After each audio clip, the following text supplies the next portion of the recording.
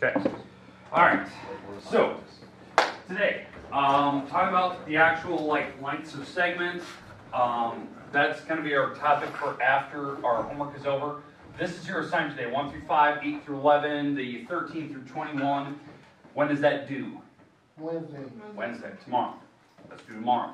So when you walk in class, it's going to be turned in my little basket right there, or in the back corner. There's a basket back there, but it's kind of full of pencils and stuff. Okay. The thing I want to warn you before we start working, because I know some of you have already started, in the upper right corner of that paper, that's what it should look like. Now, if you have it different today, I understand. I didn't even warn you of that yesterday, because I figured no one had time to work on it. Okay, name, date. Date can be 8/28, it can be 8/29 today, if you start today. Page number, that means everything. Page 8, 1 through 5, blah, blah, blah, blah. And then period. You guys are period 2. Make sure that's on there. Does that make sense? That's the type of stuff I expect on every single assignment, because you will not believe how many people turn in this assignment randomly during the day when I have a random, a different class going on, and I'm trying to figure out what section you're in, because I don't memorize that. I have 160 kids, it's hard to memorize exactly what section you are when you walk in that door at some point during the day. So, that's what I expect to see on the paper. Now, if it's not exactly like that today, don't lose your mind. It's just the first assignment. You guys get used to it. Just make sure that information is somewhere on the top of that page. Okay? All right. The homework itself, a lot of questions say, hey, name a line, name 2 points, name 3 planes, something like that. I know there's one question in particular that really threw some people off this morning. I had a couple people in this morning. And it was something like this, where there's a couple planes stacked on top of each other. I think of them like pieces of bread. They're kind of stacked. There's a gap between them. There's a line going down through them like this. And I believe it has some dashed line situations going like this. Okay, does anyone understand what the dashed lines are? That means it's going through the Yeah, it's going through it. It's kind of like this situation. It's the best way I can describe it. So that top plane, let's imagine that it's my piece of paper here. It's doing this. It's poking through it. That's why they have the dashed line. It's literally poking through it, so you can't actually see the pencil right here, or the line. So that's why they're doing a little dash, it's going through it. That's why they use dashed lines. So hopefully that makes sense to you. That's like a visual aid for you. Okay, now, one of the questions was something like, there's another line going this way, and they call this line T. And they said, give me another name for line T. And that was a cursive letter, and there was a couple points on this. I think it was A, B, and C. Okay? So that is line T, but they want another name for it. So can somebody in this room give me one name I could call it? Frank, please. AB. AB. Line AB. Hey, there's a good way to say it. Line AB, because you have the little arrows above it. That's perfect. You gave me 2 letters, you can put the little arrows above it. That's what I'm looking for. Now, was that the only answer?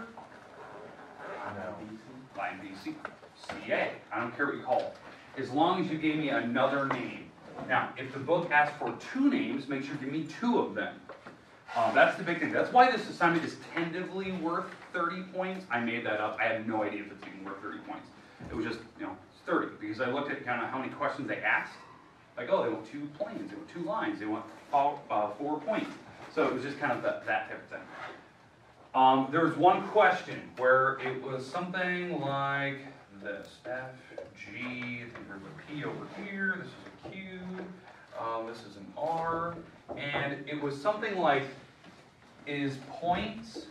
are the points P, F, G, and R coplanar? That was one of the questions, and that was throwing some people off this morning. Well, here's the thing. You have to kind of spot where are these points located. P, F, G, that's these. They're on that little piece of bread or flat plain piece of paper. And R is up here. Are they all on the same flat surface? No. No. Now, here's the weird question. What if it just said this? Those 3.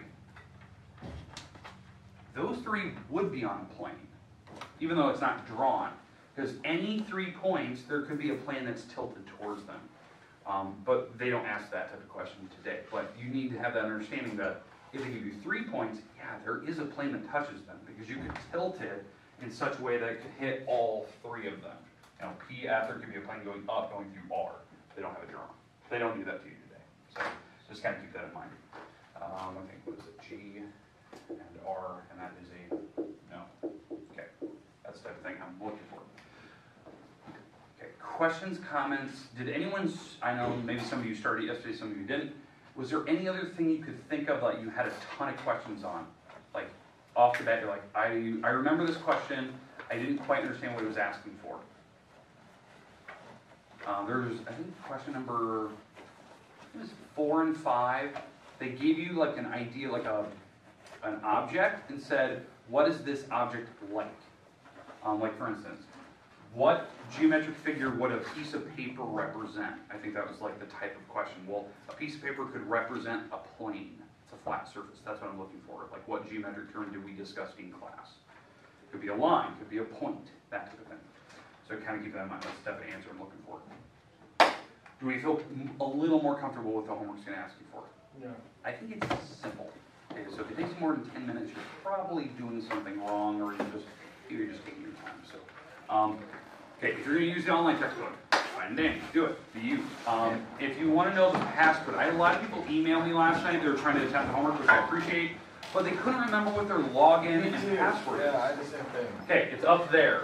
Because a lot of people were trying to log in with like old information from prior years, like 8th grade year, freshman year. And they were using the wrong username.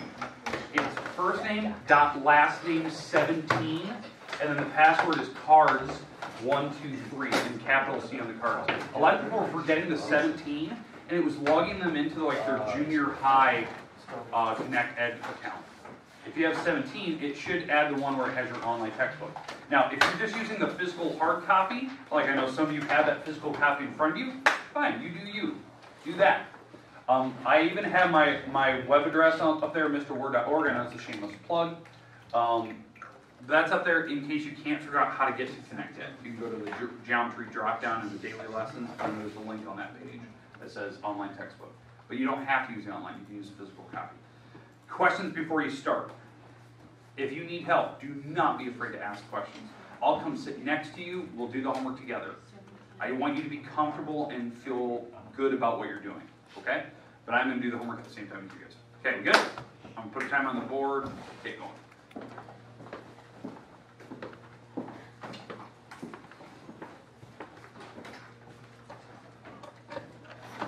Yes. If you're done, in there, just make sure name, date, page number, period, all your.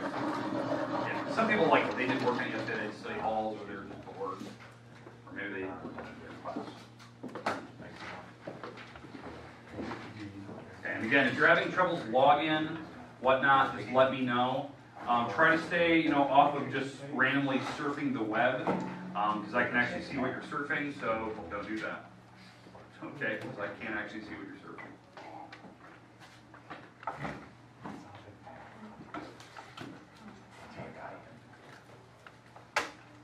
I believe the website is up to date. Everything's on there as of yesterday. So videos, everything, even pictures of the notes. So kind of keep that in mind.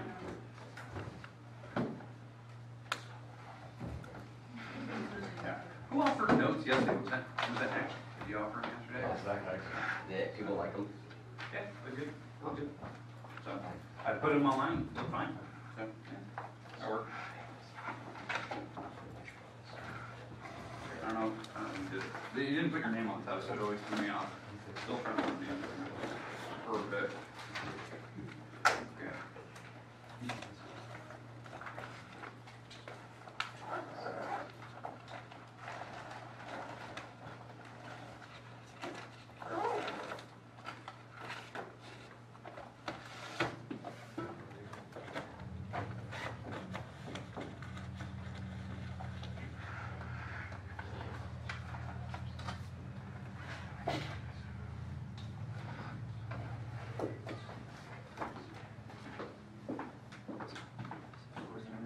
Yeah, please. Yeah. Thanks. Same for me. No, that's Copeland. Yeah, we might go about 13, 14 minutes here. Should give you plenty of time to get it done.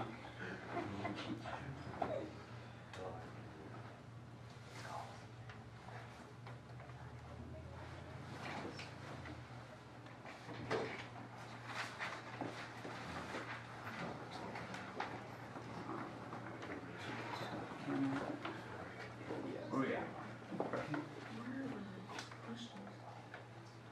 Keep going. I think you have to go past there.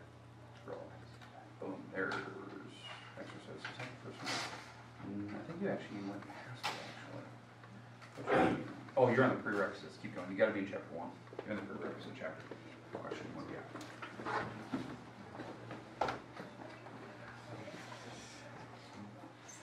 That is. Okay.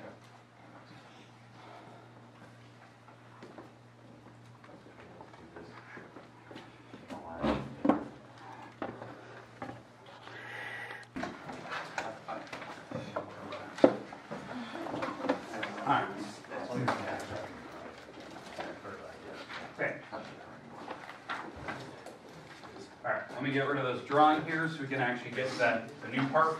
Okay, we have different types of lines today, and hopefully this makes sense when we get to like actual measurements. Okay, now, let's talk about the 3 types of lines.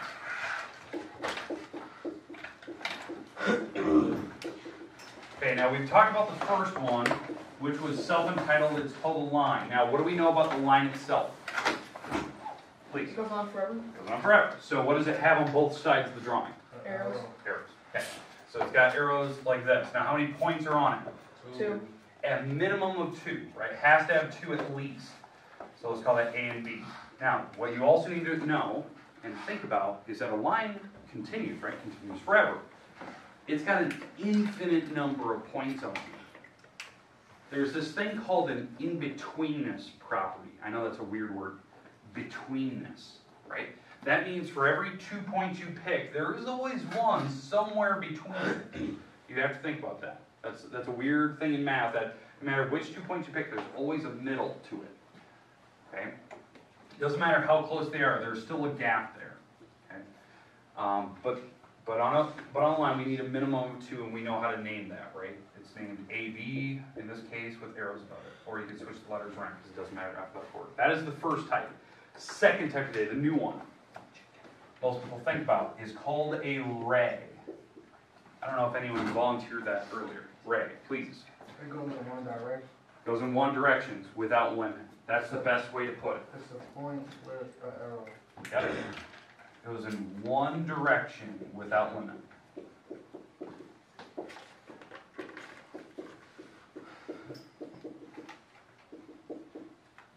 That's the big thing. It's got a dot, like Fred was saying here. It's got a point, so let's call this C. Goes in one direction without limit. And let's call this D. That's a ray. Kind of looks like an arrow, right? Just a single arrow pointing in a direction. If you've taken like a science course, like a physics course, they call that a vector, right? Vectors are a little bit different than arrays. Vectors actually have a certain particular length and a direction it's pointing. Arrays don't have magnitude. What I mean by magnitude, we don't measure this. It's non-measurable. The reason why it's non-measurable, it goes on forever. Like, how do you measure forever? You can't. Now, the big goofy thing about this is actually how you write the name. You know, the other one was easy. 2 letters, 2 points. You put a little thing above it. But on array, it's very, very specific. You need at least 2 points on there, or more, but you need 2 points, right? So, when we name it, you have to give me the 2 letters in any order you like. Now, here's the goofy part. The thing that goes above it, the drawing of it, right, the mock picture, is very specific.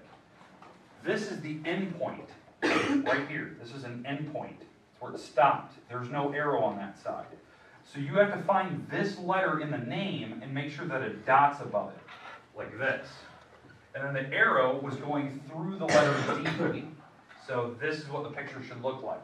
This is the notation. That's the answer I'm looking for when we talk about arrays. And you're thinking, okay, Ward, you went overkill on that one. Understandable. But you can switch the letters around, right? Because it doesn't matter alphabetical order. So I could call this DC.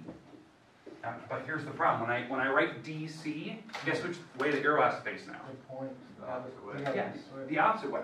Because there's a dot above the letter C, and then the arrow's going towards D. Because that's what the picture looks like. The arrow's going through D, and the endpoint was above C. These are the same name. They're the same thing. Thing, name, whatever you want to call it. Notation. Okay? These things. They are the same to me. Even though I know when you look at that, you're like, the arrow's going that way. Like on the picture. But that doesn't look the same. It is. The dot's above the letter C, the arrow's going towards the other letter. Did I make myself clear on that one? It's probably overkill. I know, sorry. All right, moving on. Third type today. Third type. We've had line, we've had array. Third one. Called a line segment. It comes to an end. Yeah, there's two endpoints. Two endpoints and all the points in between.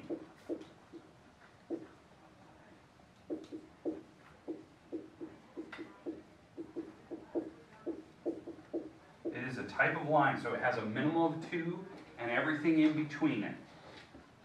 Like this.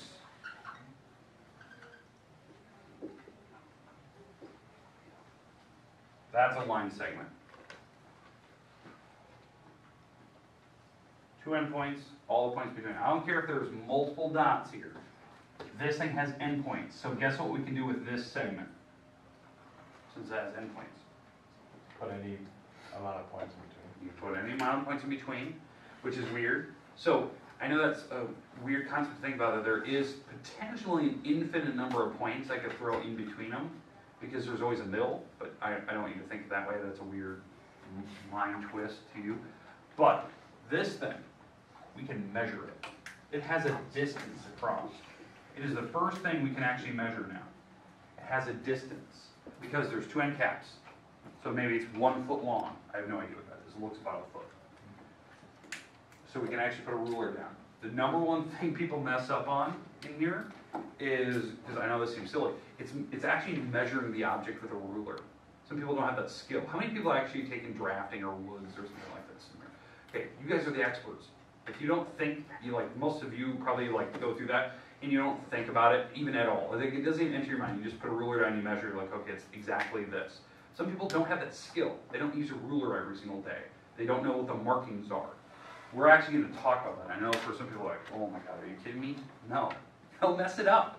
They don't know what 7/16 is. They don't understand the concept of what it is. They don't see the simplicity of what a ruler is. So we're going to talk about it. These are the ones you can measure. Those you can't, the other lines you can't. Okay, are we good so far on the type of lines, the three types? Questions? So will the notation be E, F, and the line across? Exactly. EF. So, geez, that's a terrible marker. EF, and then you just put a bar above it. That's the notation, right? No arrows. You can put dots if you want, it's fine. But there's no arrows. Now, this is the correct notation. This is the way I prefer it. But, here's the weird news. The book also writes it like this, where they don't put a bar above it. That's the same thing. Typically, when you put a bar above it, we're actually talking about the drawing. When the book forgets to put the bar above it, they're really talking about the distance across. So this kind of represents like the digit, the number that goes with it. This is really more or less the picture, but they're the same thing to me. So this is the one chance you don't have to draw it. Don't put arrows on it, nothing like that. There are segments, they start and stop. Okay. You can have segments in the middle of lines and rays. There is a segment here. There is a distance from C to D. There is a segment there. But the difference is, on a ray, we don't actually measure past it, because it has an arrow. But if you want, you could measure the physical distance between C and D. That is a segment still. But more or less, when you see a picture like this, we're talking about the ray. Keep going. Just a direction. Okay, questions. That was good, though. I like that. Anything else you can think of that you have? I'm not sure of. Okay, now let's talk about rulers. Now you're like, oh my God, are you kidding me? Nope, let's talk about them. I'm going to put some pictures on the board here. Whoa.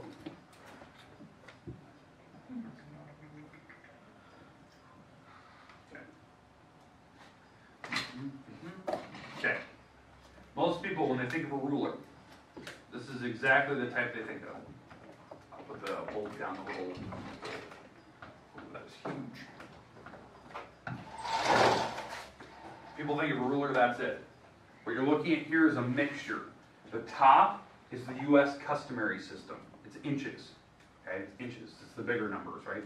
The bottom row, everything's close together. That's the metric system. That's the system that's used in like 98% of the planet. The metric system is actually it's the easier of the two. Okay, holy moly! All right, so it's the easier of the two. The reason being that on the metric system, the one on the bottom, there's always 10 hash marks. It's just tens. That's why the metric system is so much easier. So, like for instance, in fact, let me flip this picture over because I know I don't like the way that it looks. Let me flip this over so you can see the numbers. Okay, all right. So there's metric system. I'm not using that anymore. Oh. Can we turn off the light? Yeah. So we don't have got 2 people going for it. Good work. Thank you. All right. So we got that metric system. So let's say we're measuring an object, and it, wherever that distance was, it came to about here. Okay, whatever the object we're measuring. Well, that we went past number 27, so that's 27 centimeters. And anything that's past at the little markers, that's millimeters. So now we're at 1, 2, 3. So it's 27 centimeters, 3 millimeters. That's technically the right way to, that's the correct way to write it. That's the full metric system. But the cool thing about the metric system is that knowing that it's always in 10 marks, that you can just write it like this. It's 27.3 centimeters. You can just use decimal form. This number is the same as the number for the millimeters because it's always in tens. So that's why decimals are. The first decimal place is literally called the tenths. Every 10 hash marks is that number. So if we went 2 past that, let's say we're here, 3 past that, so now we're at that marker. Well, that's now 6, so I've changed that to this. So 6 millimeters or 27.6.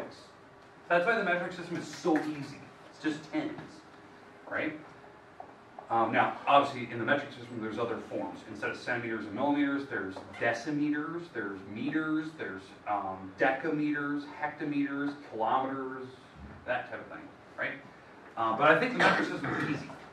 The U.S. system, the customary system, is a nightmare.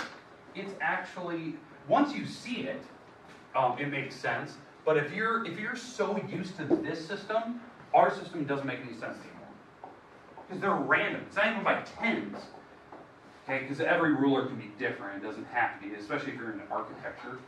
On a U.S. customary system, a typical ruler you see in the classroom, there's 16 little markers before you get to the next inch. Those are inches, by the way. Okay? So, if we're measuring an object, and we're measuring it to here, that's exactly ½ an inch. The biggest marker in the middle is always the halfway marker. So that's ½ an inch. Now, why it's called ½ an inch? It's the first marker out of the 2 big ones. There's 2 big markers, right? So we start at 0. That's the first mark out of the 2 big ones. That's the second mark out of the 2 big ones. Because 2 over 2, what's 2 divided by 2? 1 inch, right? So, but it's the first marker out of 2 big ones. Well, when you go to these next markers, those are the next smaller ones. Well, those are the fourths, because every time we go to the next marker, so this is 1 out of 2, right? This is the first out of 4. This is the second out of 4, because 2 over 4 simplifies to be half. This is the third out of 4. And this is the fourth out of 4 for the size of the markers. So every time you go down to the next size marker, the bottom number doubles. So the next marker is 8s. So this is the first out of 8 markers. This is the second out of 8. This is the third out of 8. This is the fourth out of 8. Fifth out of 8. 6 out of 8, 7 out of 8, and then 8 out of 8 for the next size markers, because you're counting every mark, the big one. How I always remember it is figure out half, figure out fourths, and then the next ones are eighths. The top number is always odds. That's how it works for the U.S. system, the U.S. customary system. There are always odd numbers on the top, even numbers on the bottom. Okay, we'll continue tomorrow. I know that seems stupid. You're like, God, we're going through this? Yes. Some people are not good at it. Okay. What's due tomorrow? Yeah, if you're done, turn it in, but homework's due tomorrow. Books, I think I got everyone's book covers checked, so we're good. Yeah, Carter. I don't know.